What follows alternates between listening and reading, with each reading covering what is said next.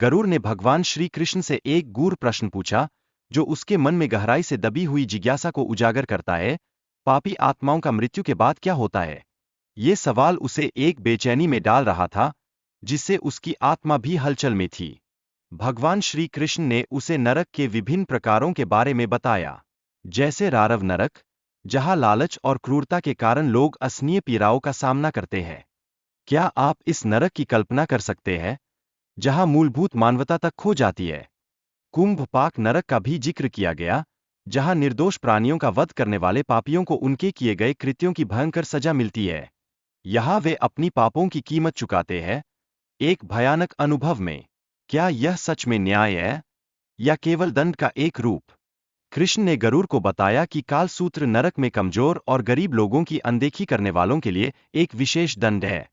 वहां पापियों को जलती हुई लोहे की चादरों पर चलने के लिए मजबूर किया जाता है। यह दंड शर्मिंदा करने वाला और डरावना है। साकारी नरक का चित्रण करते हुए कृष्ण ने बताया कि यहाँ पापियों को गंदे खाने का सेवन करने और सड़कों पर भटकने के लिए विवश किया जाता है।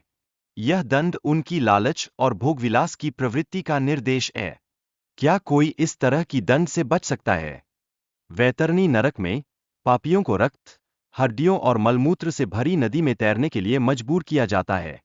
यह नरक उनके अशुद्ध विचारों और पापी कर्मों का भयानक दंड है। क्या इस नरक में एक पल भी बिता पाना संभव है? अपराधियों के लिए अपाती नरक का भयावह वर्णन किया गया है, जहां उन्हें एक विशाल चक्र में बांधकर हर समय जलाया जाता है। यह नरक पापियों के लिए वास्तव में अत्यंत भयानक है।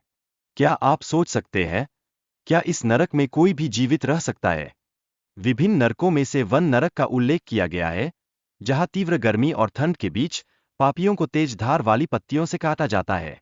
यहां क्या कोई भी एक क्षण की शांति पा सकता है? यह तो केवल यातना का स्थल है। कुंभ नरक का भी भयावह वर्णन किया गया है, जिसमें पापियों को उबलते तेल में फेंका जाता है। यह एक भयानक दर्द है, जिसे सहना अकल्पनीय है।